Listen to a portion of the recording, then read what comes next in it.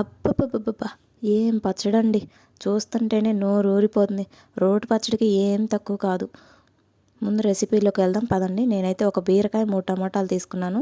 Stove మీద బాండీ పెట్టుకొని, ఒక స్పూన్ ఆయిల్ వేసుకొని, ఒక స్పూన్ ధనియాలు, ఒక స్పూన్ జీలకర్ర వేసుకొని బాగా వేయించుకోవాలి.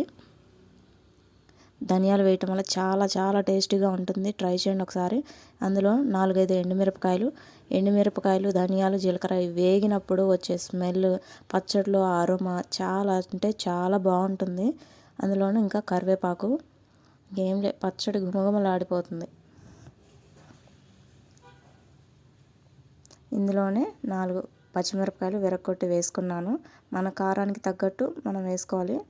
అందులో కట్ చేసుకున్న బీరకాయలు, ఈ బీరకాయ మామూలుగా తీయగా ఉంది, ముక్క కొరికి చూస్తే. ఇంకా పచ్చడి ఇంకా అసలు అదిరిపోయిందనమాట టేస్ట్.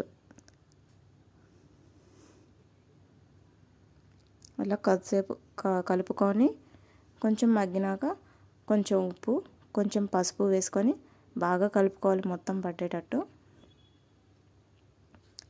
తర్వాత టమాటా ముక్కలు కూడా వేసుకోవాలి.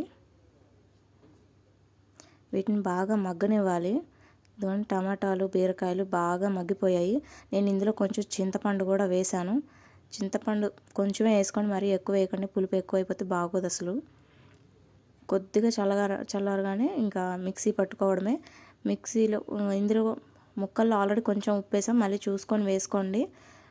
పచ్చడిని మరి ఎక్కువ గ్రైండ్ చేయకుండా కొంచెం కచ్చా పచ్చాగా పట్టుకొని, బీరకాయ ముక్కలు అక్కడక్కడ తగులుతూ ఉంటే రైస్లోకి చాలా అంటే చాలా బాగుంటుంది.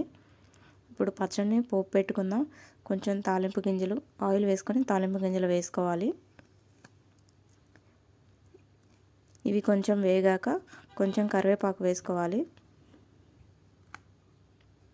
పచ్చడిలో ఇంగువ కూడా వేస్తే ఇంకా బాగుంటుంది.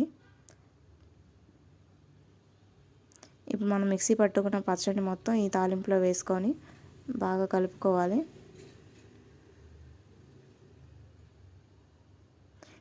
ఖచ్చితంగా ట్రై చేయండి, ఎందుకంటే అసలు చాలా అంటే చాలా బాగుంది పికిల్.